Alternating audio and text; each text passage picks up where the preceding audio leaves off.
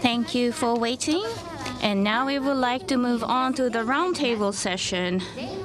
The first session, the first half, roundtable A and B, and the second half will be the second session, roundtable C and D. It's split into total 4 stages, total 80 members, including moderator. Total 20 members are invited from inside and outside Japan. First, the working environment well-being, our challenges and strategy that we are how to face it, and the world-leading institutions implementation report on Vision Zero and discussion. And that's the title. Round A members will give discussions. Now, let me introduce the members on the stage. Head of Occupational Workplace Health, World Health Organization, Mr. Ivanov. Please give a round of hands per each person. Introduced, President, International Social Security Associates, ISSA, Mr. Mohammed Azman Bin. President-elect, Institution of Occupational Safety and Health, IOSH, Mr. Stuart Hughes. President of International ORP Foundation, Mr. Hans-Horst Konkolevsky. So total 4 panelist members are here, and the moderator is from Director, the Institute Global Safety Promotion, IGSAP, Mr. Sadao Takeda. So, Mr. Takeda, the floor is yours. Okay, hello, good morning, everyone. Thank you for your kind introduction. My name is Takeda. So in this the Wellbeing Forum today, I am the moderator for this first session, Roundtable A. The discussion, the theme is the well-being in the working environment, our challenges and strategic handling we do, and the Vision Zero implementation report and discussion by the world-leading institutions. So people, distinguished people from the world-leading institution is now here, and recently this word well-being is often now used, and people are now aware of it. But these are going to be discussed with these 4 members. But we hear about well-being, but what is the definition? What are we supposed to do? Many must feel exactly what it is or what we should do. They might be wondering, but here through this discussion here, maybe you could visualize and feel what it is, well-being, and get the tips on how to implement to achieve well-being. I hope you could make it as a take back. Now let's start with the round table. The presentation order has been changed from the original of the book. Sure, please. I hope you would understand. Thank you. The first is the WHO. Dr. Ivan Ivanov will give from World WHO will give the presentation, and the WHO. COVID-19 situation, you've heard that name, the World Health Organization. So safety and health and safety of work and environmental conservation of workplace, you've been being very active. Dr. Ivanov is the head of it. So that's why we asked the top first to give the presentation. Dr. Ivanov, the floor is yours.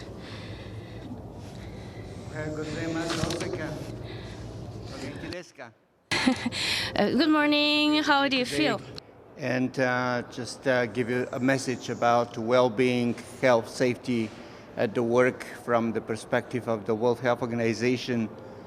Last year, we had a global conference on well-being as a new concept of health. WHO defines health in our constitution as a state of complete physical, mental, and social well-being, and not only the absence of disease and infirmity. But in the past, we were measuring well-being in terms of dollars, American dollars or money, GDP, gross domestic product. But in this part of the world, the technology, the culture has brought the concept of gross domestic happiness, which is the lay word for well-being. How happy are people? This is very important. So we're moving from downstream dealing with individual people to upstream policies that actually promote well-being, unifying goals, common visions, integration, resilience, how we handle different shocks. There was an earthquake this morning in Tokyo, little one for Japan, yes. But how we handle also our relations and how these 17 Sustainable Development Goals actually, all of them act in synergy to enhance the well-being both of people and the planet. 3 years ago, at the high-level meeting on universal health coverage at the United Nations General Assembly, all heads of states and governments, including of Japan, committed to scale up efforts to promote healthier and safer workplaces and improve access to occupational health services. And that's a serious commitment. This year there will be another meeting of the United Nations General Assembly devoted to this and how this has been tracked.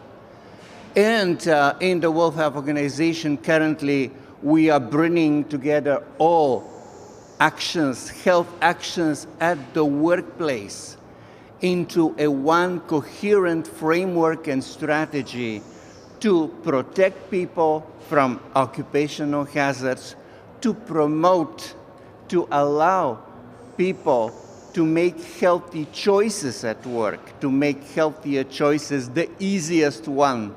No smoking at work, like in some restaurants here in Dotonbori, I saw. Wearing helmets also when biking, it's very important. Serving occupational health and well-being services for all, and prepare and be able to respond to public health emergencies and threats. Our Director General, Dr. Tedros, he argues that health does not start in hospitals and clinics, but it starts in our homes, cities, communities, schools, and workplaces. And that's why I'm here, actually, to argue about workplaces in particular. And another quote from him, that health systems can't continue to treat people and send them back to the same working conditions that made them sick. This is a waste of money in healthcare. Thank you all.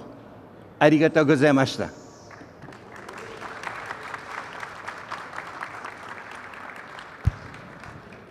はい。Thank you very much, Dr. Ivan Ivanov.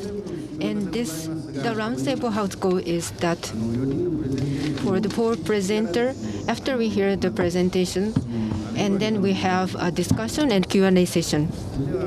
And then we'll now go to the next speaker, Mr. Mohammed Azman.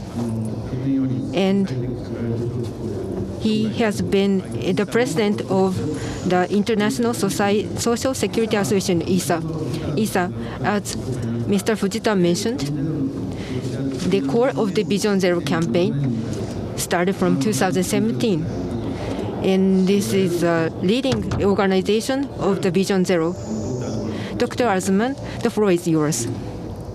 Thank you, Mr. Sadao Takeda, for the kind introduction.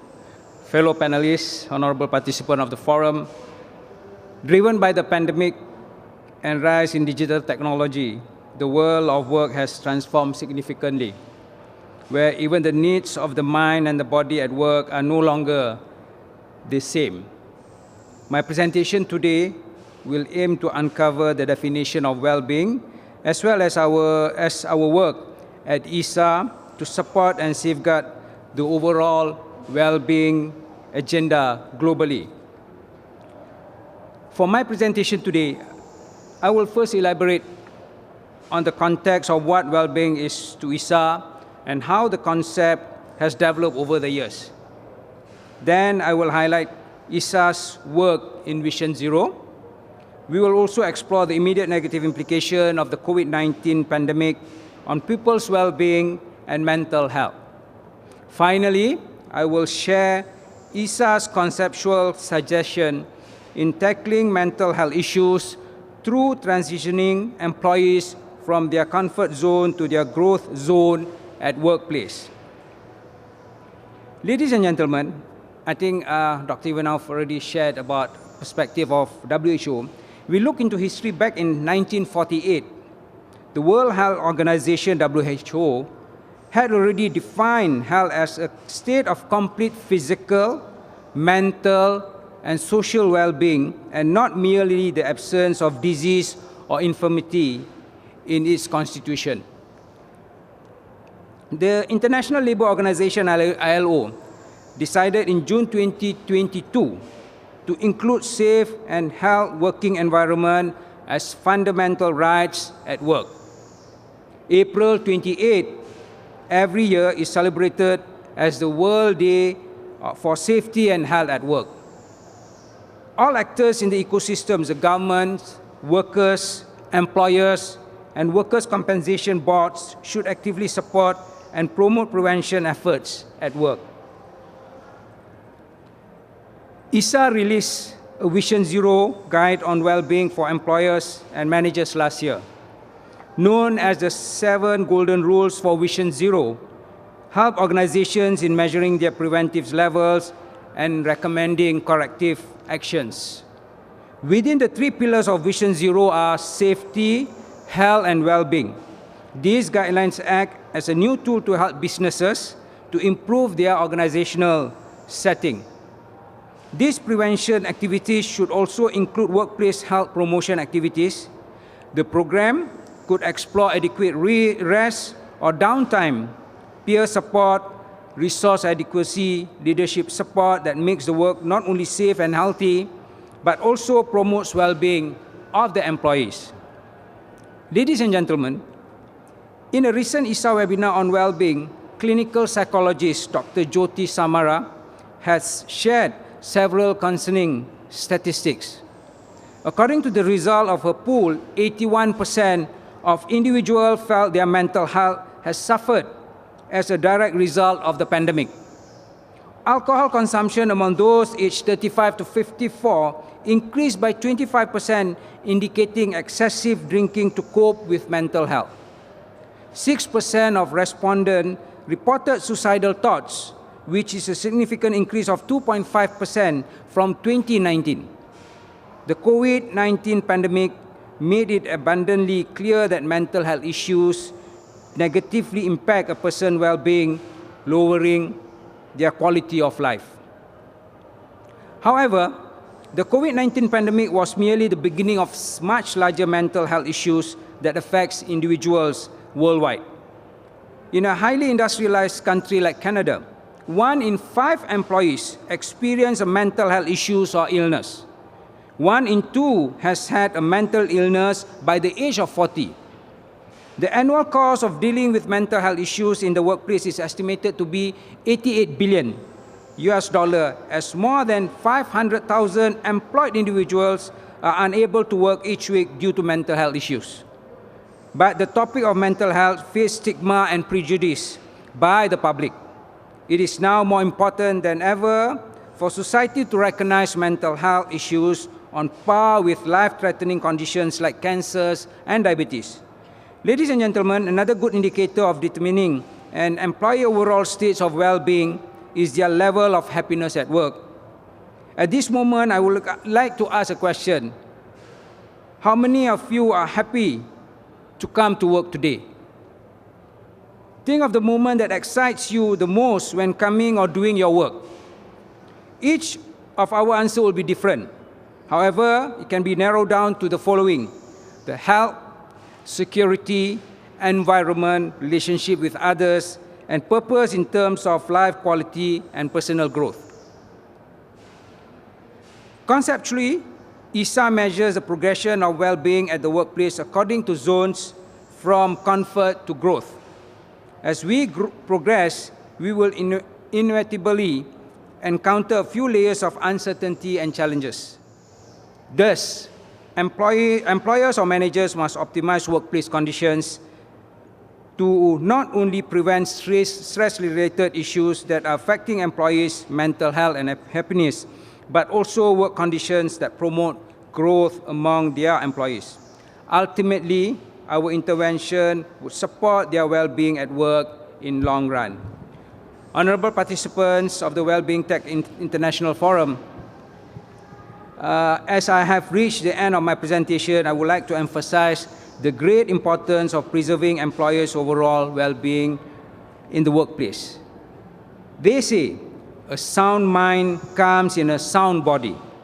Beyond safety and health, Vision Zero also promotes the well-being of workers as part of prevention.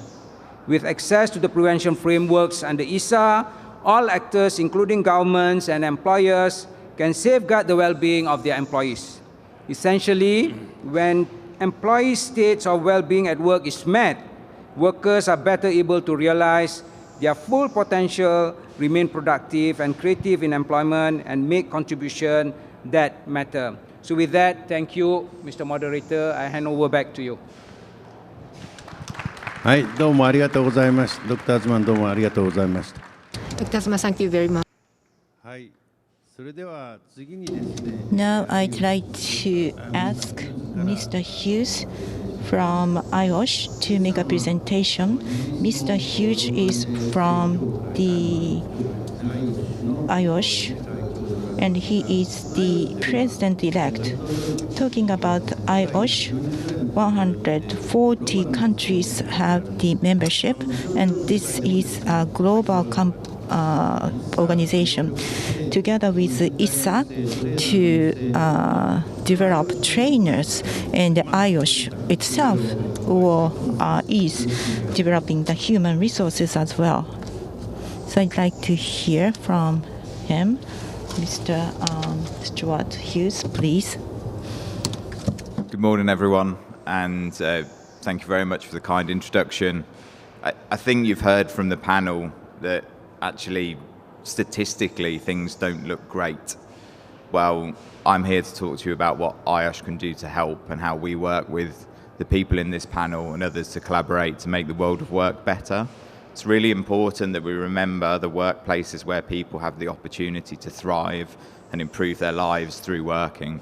So I think we need to focus on generating positive stories out of what looks like quite challenging times. So my name's Stuart Hughes. I'm President-elect for IOSH. In November, I'll become the President. I looked a little more clean at that point, but travel's taken me to what you see before you. So who are IOSH? IOSH are a global body. We have a vision for a safe and healthy world of work for all. We've got 50,000 members across the globe in 130 countries. And really, you know, it's our reach and it's our influence that's really important. The world of work's changing. I think we've, just kind of quite acknowledged that. But that's an opportunity. It's an opportunity for the OSH profession to get probably closer to the board. It's an opportunity for us to understand some of the new challenges and to implement greater control measures to, I suppose, improve the working environment for people so that working environments are healthy, are safe, and enable people to thrive and to flourish. We've seen quite a lot in terms of mental health, the numbers and the situation. I think it's really important that the definition that the WHO use, it's fully inclusive of both the physical and the mental in health, and it talks about well-being as a whole. And I think that's really critical for us to focus on. We heard that COVID-19 has had quite a significant impact on mental health. It's also really amplified what we do as a profession. It's amplified the focus on what the OSH professional is capable of. It's also cemented our place in the minds of the board in terms of what we're capable of delivering. So IOSH do a number of different things, as well as representing the voice of our members. We also have a research arm. That research arm undertakes its own research and also turns that those studies into useful and meaningful practice for industry. So you can see on the slide quite a number of different studies that IOSH have done recently, and I'd encourage you to kind of take a look at our website and use those useful instruments for practice. One of the important things is our collaboration with ESA. Vision Zero is very, very critical in terms of that preventative mindset. So IOSH has worked with ESA to develop Vision Zero training, so you can get certified training for Vision Zero. And it's really, again, it's that criticality of creating a workplace that is safe and healthy for all. And it's based on the belief that all work-related accidents and ill health are preventable. Now, hopefully, I think we've already mentioned it, the kind of fundamental principle and right at work. The ILO's adoption of that was a very, very welcome development, and it's something that we've all celebrated. But it's the time to turn that into action now. And the time to turn that into action means that we need to make sure that our profession is at the board, that we're strategically thinking about how we implement OSH, and that we're actually part of the corporate responsibility.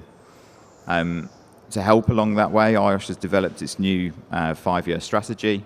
It's called Activate 2028. Runs till 2028, the clue's in the title. And that strategy really is designed to make sure that we're playing our fundamental part. We're taking that obligation from the ILO of a healthy and safe work environment being a fundamental principle and right at work. And we're working hard with others to make sure that we can help our members deliver that in the workplace. So we've got some ambitions, strengthening our profession, collaborating with our global partners, setting the standards and making sure that we're developing resources and connecting a diverse range of professionals and communities. There are a lot of people out there that are in hard-to-reach communities that don't necessarily always get thought about. We've got the rise of the gig economy, and all of these things are there, in essence, of challenges and opportunities for us to improve working environments. So we've got common ground with all of these bodies, with the ILO in terms of protecting workers through Vision Zero, again through ESA in terms of delivering training and on those principles and the benefits of Vision Zero, the UN Global Compact in terms of advancing corporate sustainability and labour rights, and then the WHO where we're focusing on safe, healthy and resilient workplaces, and that focus on healthcare workers. So we work with a number of different bodies, UN agencies, governments and NGOs, businesses and work representatives. And our inclusive view of the world of work means that we focus on those that maybe work in conditions that aren't legislated, those that are less visible, those that take part in the informal economy and that micro business as well. And I think it's really important that we talk about an inclusive view of work, so that nobody's left behind and we're able to protect everybody that's in work and provide them with a safe and healthy work environment. That's everything from me. Thank you very much. I'll hand back to you, Mr. Moderator. はい、ヒューズさんどうもありがとうございました。 Mr. Hughes, thank you very much. Okay, we will continue. And President of International ORP Foundation, FIORP, Mr. Hans-Horst Konkolewski. So FIORP is the headquarters is Barcelona, Spain, and all those reducing occupational risks and global activity is deployed by this organization. So which is a driver and leader of the occupational environment. So the floor is yours. Mr. Takeda. Good morning to all of you, and welcome to this fantastic forum taking place on occasion of a fantastic event about manufacturing technologies. In my presentation, I will briefly give a situation of what is the world of work today, which are the challenges there. I will talk about that a new mindset is being developed and which new prevention strategies also my organization, the International OP Foundation, is offering. And at the end, I will show you and share with you some impressions from our recent Congress in Bilbao, which was also dealing with the topics we are dealing with today. So first, a new world of work. The iceberg here simulates the situation when we talk about safety and health at work, the outcomes, the negative outcomes, because about 85% of fatalities caused by work are health-related, and only, still too much, but relatively seen, only 15% are accident-related. But in most societies, we still see a focus on the prevention of accidents, on safety, ignoring the majority of the fatalities caused by health-related issues and well-being-related issues.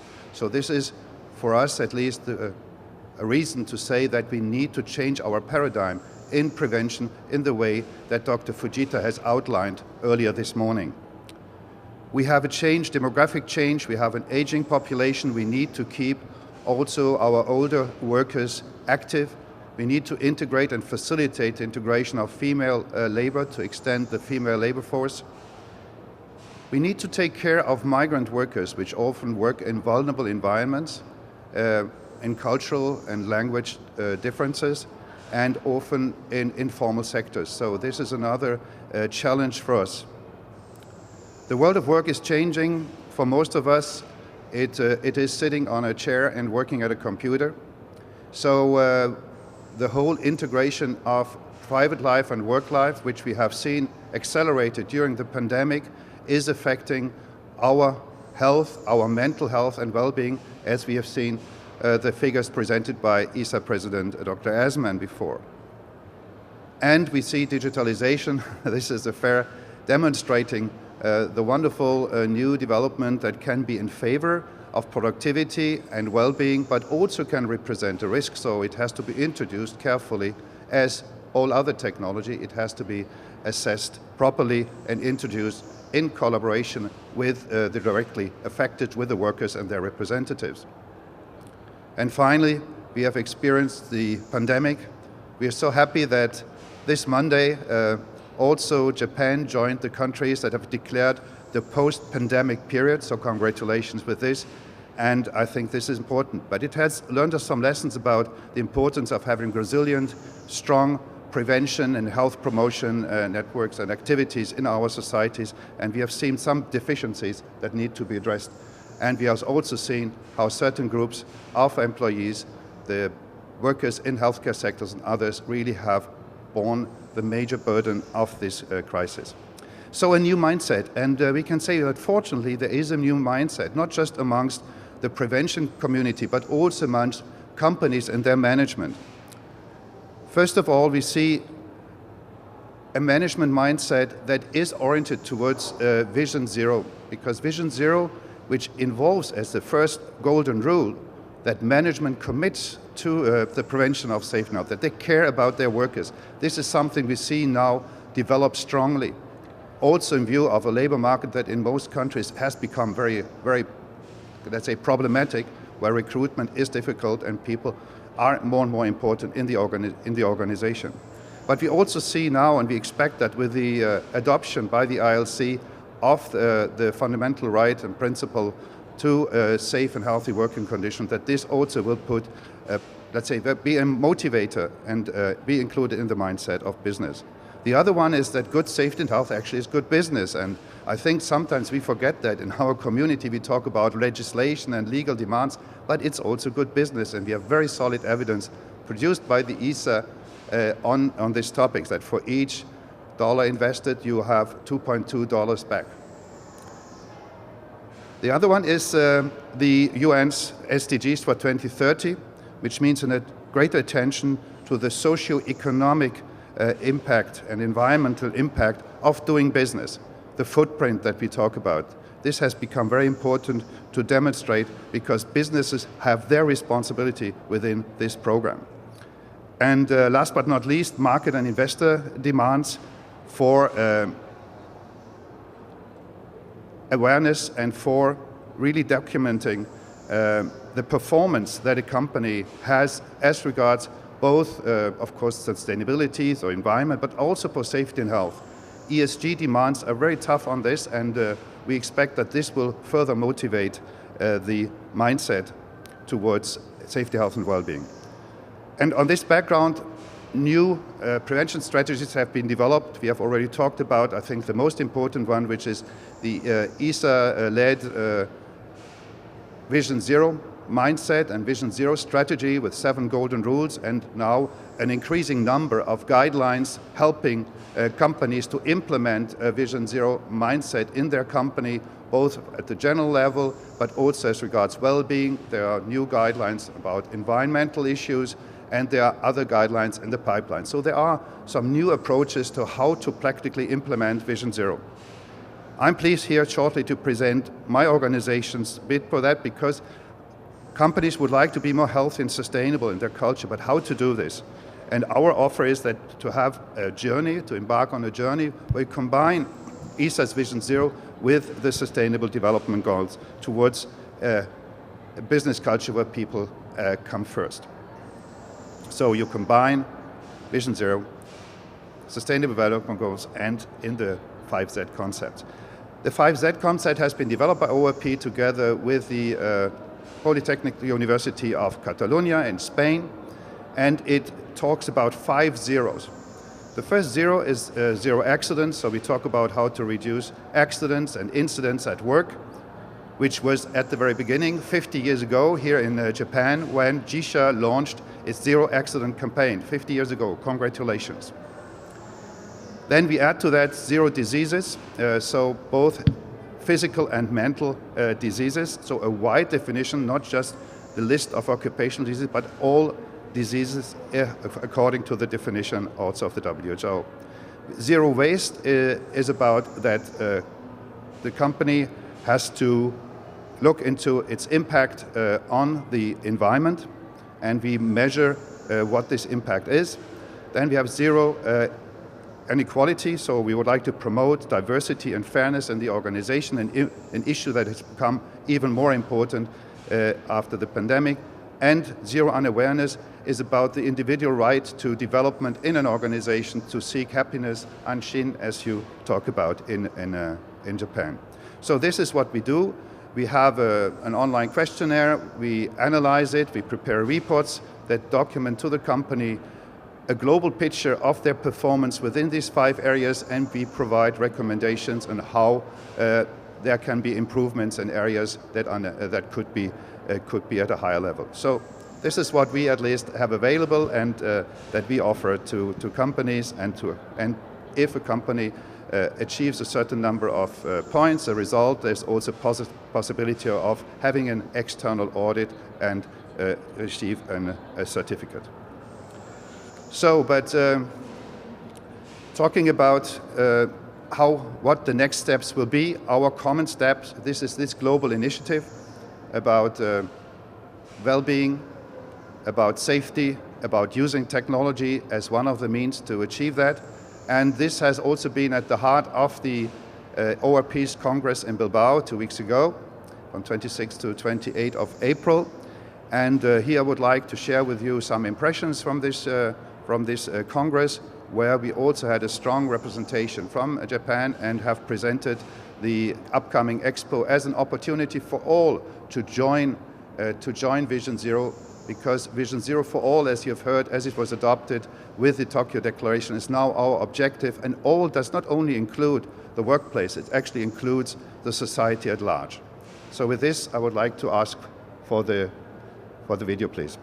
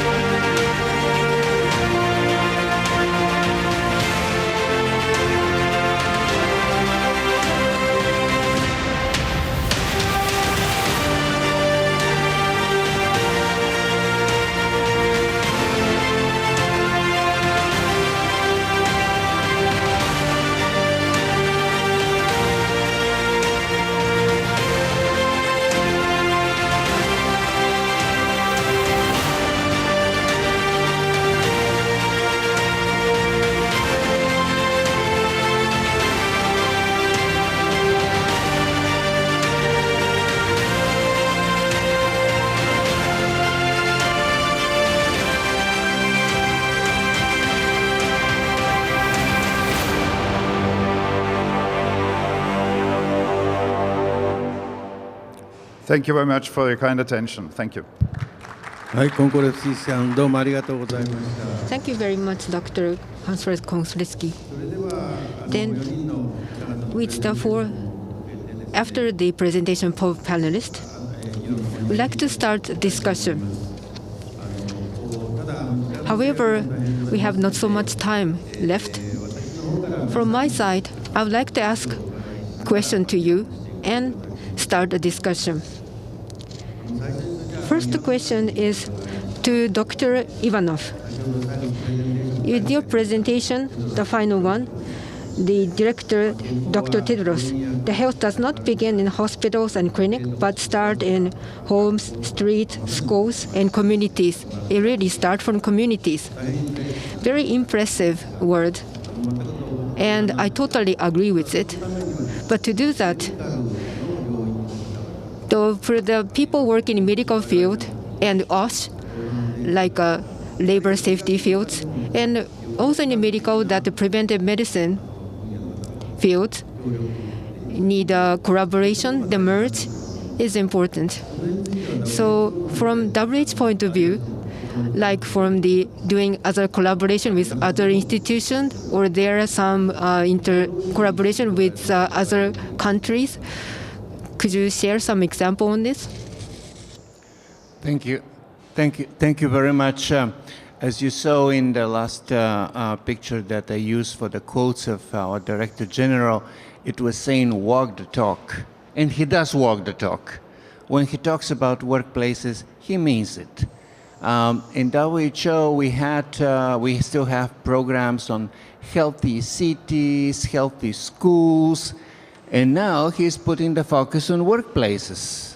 So my position overnight changed from being just scientist in occupational health to a cross-cutting lead for the whole organization dealing with bringing together the action on workplaces. And that's why I'm here also, to get the partnership with the other organizations, like with ISA, like with IOSH, like the ORAP Foundation, like with the Japanese, with the global initiative on the safety and well-being at work, to move ahead in partnership toward healthy, safe, and resilient workplaces. Thank you very much for WHO people, and including us, and enhance the collaboration and take action, and really very helpful and very motivated for us. And I'd like to ask Mr. Azman. Indeed, COVID-19 is a pandemic issue, and the mental problem and mental issue is becoming focused socially.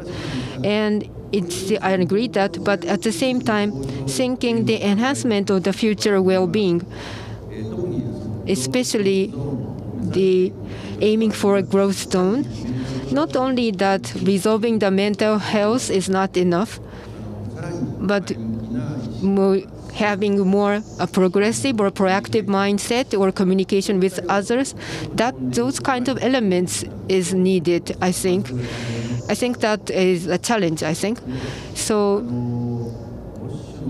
in the OSH field, for that growth and self-development, how we should see, or what kind of action should take it? It's not an easy answer, but could you give us some hint on that? Dr. Azman, what is your opinion? Yeah, thank you for the basically provocating question. I believe the first thing that the practitioner must really understand is to shift their mind. I mean that well-being is not well-being of the workers is just not only about safety against accident, health without diseases.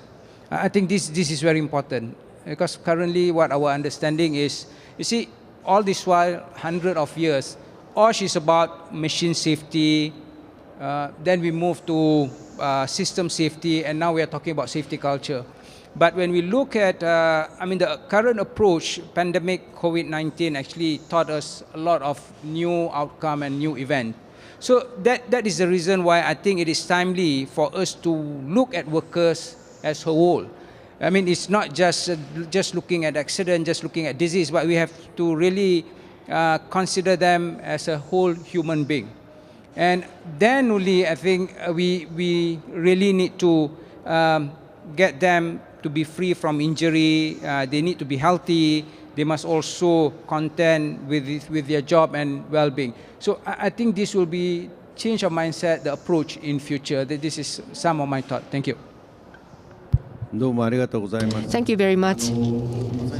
As indeed you mentioned precisely, we were challenging to the new issue and how we should incorporate into that word. Of course, in the business management, how we'll incorporate it to the business strategy.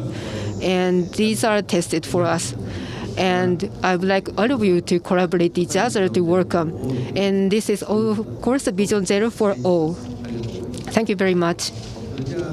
And then I'd like to ask to Mr. Hughes and IOSH, as you mentioned, working globally is very amazing and impressive. You have been working in globally that for the human development point of view, it is not easy to do it, human resource development in only one organization. So how do you collaborate with human development with other countries, including Japan? And what's the direction and potential of the human resource development collaboration? Thank you. Thank you very much. It's a great question. I think collaboration is critical. It's critical for IOSH. You know, we can't do it alone. But what we can do is we can bring the right people together. And that's why we have the agreements in place with ESA, with World Health Organization, with governments and NGOs. And I think naturally we'd welcome the opportunity to do this, you know, with the Japanese government, with business here, and relevant bodies like GISHA, and be able to connect not just our members, but, you know, connect deeply to workers in the workplace to help them protect their rights, improve their work environment, their conditions and their health. And I think we can't do it unless we're collaborative, and that has to be the way that we all move forward. Thank you very much. Especially for our side, we'd like to collaborate with IOSH, and I hope to deepen the collaboration with IOSH and the Japanese organization. Thank you very much. And I'd like to ask the question to Mr. Konklevsky regarding the 5Z you have introduced. In Japan is not familiar about this.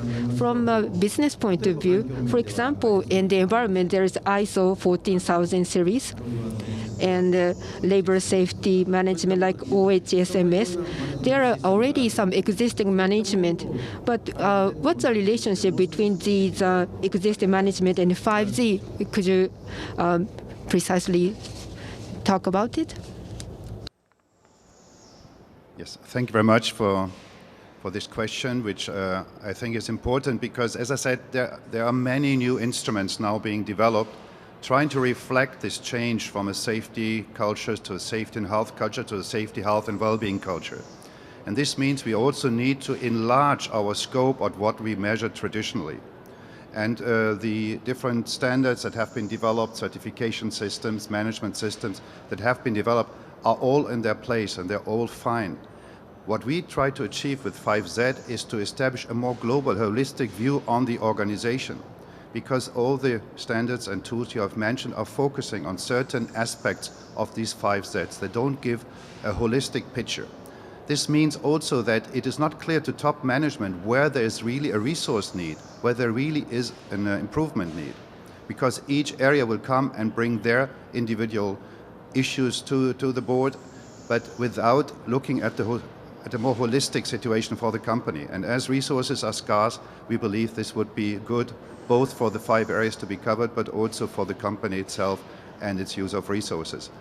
The other side is that when you carry out the 5Z assessment, you get this global picture. The next step is then, when we deliver the report with all the details, is for the company to bring the different departments involved to the same table. So we would like to enhance the dialogue between safety and health departments, sustainability departments, human and resource departments, because especially the topic that is at hand today, the well-being issue, cannot be solved by any individual of these departments. There has to be a more holistic approach, and we intend, and we have achieved with the companies that have been on the 5Z journey, that they have this more integrated discussion and they bring people together that maybe in the daily term do not talk that much together. We also have companies that have this already in their ADN and DNA, they're doing it by themselves, but we would like to enhance this holistic view in order to exactly achieve what this forum is all about, well-being for all. Thank you. Thank you very much. And for business management, that puts these on the priority is required for us. And finally,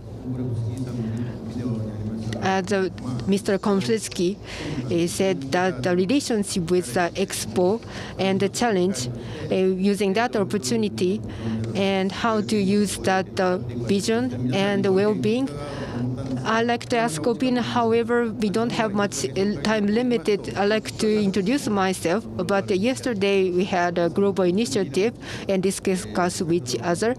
And Mr. Konflitsky mentioned it enhanced as a global initiative and used the Expo 2025 as a great opportunity and proceed the project. So 2 weeks ago at the Bilbao, the kickoff started, and yesterday we had a discussion to proceed that. And with that presentation in mind, I hope that the Japanese people will participate in that initiative. So this is my introduction and my opinion. And I think the time is already over. And from my side, the summary from my side is that well-being is like happiness, health, translated in those words, and some people say it's difficult to understand. I often heard that opinion in instruction. Some people say it's a mental health, and some say like mental happiness. But well, be well is that in a good condition. Its coverage is wide. The concept coverage is wide. That a sense of mindset, and depending on the situation, the scope will be differentiated depending on the situation. For example, the mental health is being focused these days. Then the mental health should be targeted. Or if a lot of natural disaster occurs, then the natural disaster prevention should be put in first. Then the health, mental, or the psychological point of view, or safety, secure, physical. So there are each problem, but looking from the holistic point of view, and puts that always in mind is important. At the beginning, Dr. Ivanov, a presentation at the beginning, as you mentioned, on the right side, SDGs figure, the final goal is well-being. That means that for our side, the SDGs 17 goals, what kind of business is matched with each of the 17 goals? Do the mapping and that finished. But it's not quite right. But the SDGs, the ultimate goal is no one left behind is important, but globally, each of the person well-being, how to enhance the well-being of the global person is the ultimate goal. So we should think about that. I'm not sure this is a final summary, but it is very pleased to have the presentation of the leading companies organization. I'd like to express gratitude for all the presenters, and I'd like to have further cooperation, and like to big applause from the audience. Thank you very much. Thank you very much.